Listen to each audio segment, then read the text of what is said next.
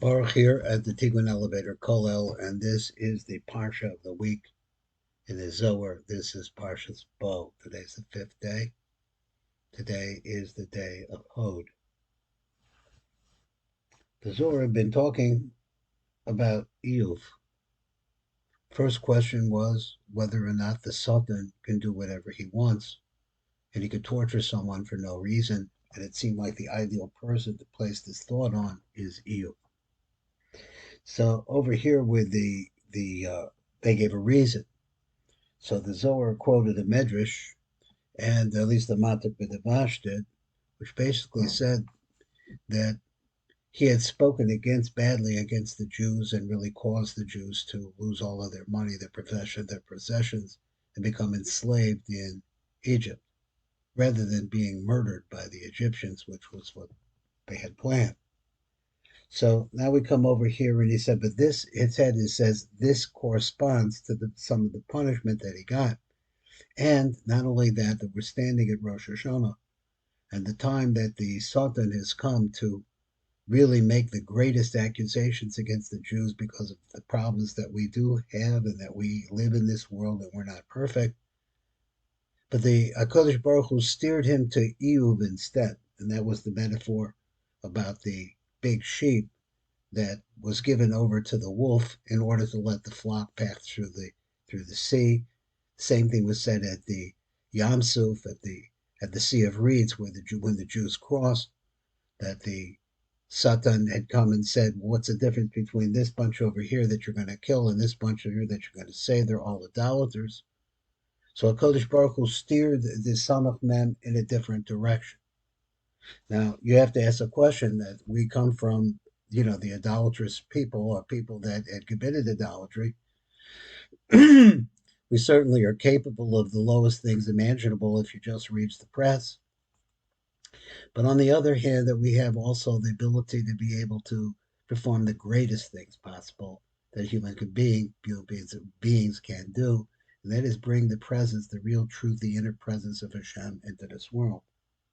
Let's look at the Zohar. The Zohar said like this: V'yana Sultan, the Sultan said to Hashem after the Hashem had mentioned you. So V'yana Sultan, that's Hashem v'yomer, and he says like this: Achinem yare Iyuv Elokim. Is it for nothing that Hashem, that they say that Iyuv is a God-fearing man? Lav tevach la'avda demare aved le kol reusid yehe dochil le. So would you say that you had a servant of a master, and the master did all kinds of good things for this person, that the person therefore would say, well, I have fear of God because everything is going good. And I take your supervision off of Iyuv, don't protect him anymore. And we'll see if he really fears you or not. These are the words of the Sultan.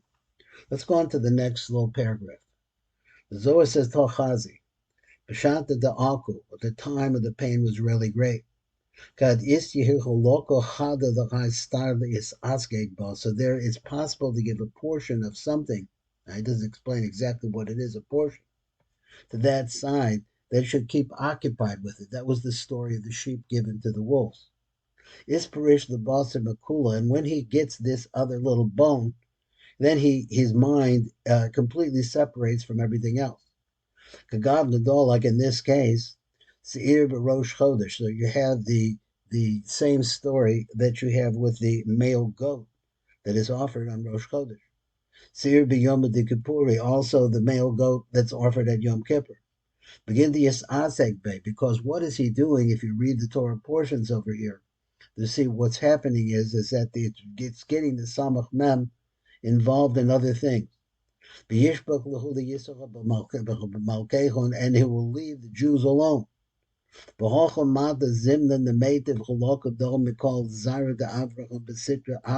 let me see if I can translate this. The time has come. The to take the portion from all of the seed of Avraham, and take it over to the other side. I'm not sure if I translated this right. We'll see the mata. Kamadat Omar, like you say, like this.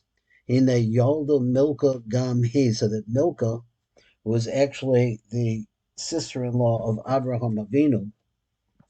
She also gave birth to seed.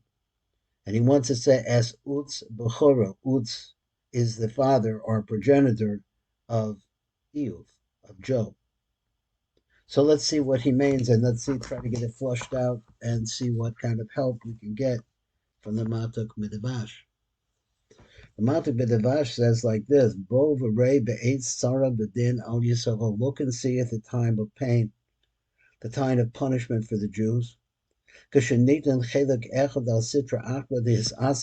the idea is to give a little portion, some kind of a portion to the other side to get involved with. And then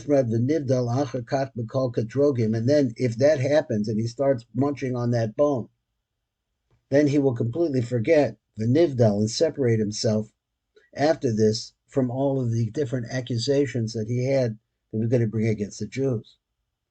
So he says, so this is like the sin offering of the male goat, Shemakrivim Rosh Chodesh, that is offered in Rosh Chodesh. Sultan that the Sultan gets a certain piece from it. Also,